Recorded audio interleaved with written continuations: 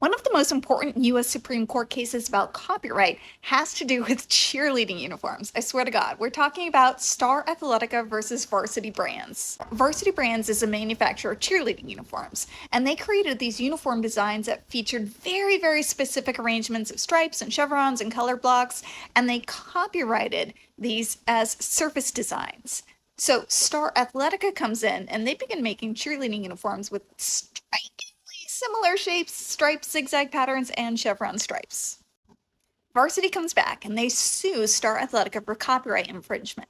Star Athletica comes back and says that clothing designs were uncopyrightable because the aesthetic designs were tied into and guided by their utilitarian purpose as uniforms. The court rejected this argument and established that the aesthetic design elements of a useful article of clothing could be copyrighted.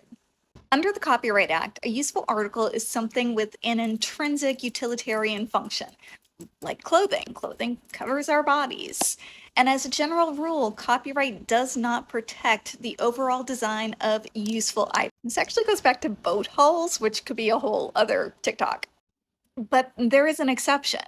If a feature of that useful item can be identified separately from its utilitarian aspects, and it could exist independently as a work of art, it may be eligible for copyright protection. This concept is known as separability. And this is why you can't just slap a picture of Bluey or Louis Vuitton logo or whatever on a useful article and say that you are legally entitled to produce that. That Bluey, that logo, those are copyrightable. You can't do that. And the court established a two-part test. A design feature of a useful article is eligible for copyright if it, 1, can be perceived as a 2- or 3-dimensional work of art separate from the useful article, and 2, it would qualify as a protectable pictorial, graphic, or sculptural work if imagined separately from the article. So taking that new test and applying it to this case, the court found that the surface decorations, these stripes and chevrons and color patterns, met this test.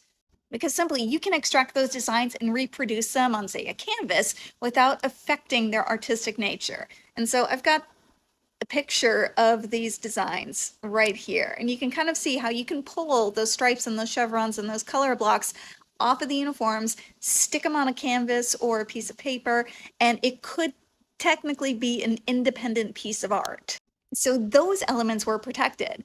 But this is a critical limitation. The court did not extend that same protection to the overall shape, cut, or construction of the uniform itself. So those remain unprotected because those are inherently functional. So this case very clearly defines that in fashion, surface design may be protected. Garment structure generally is not.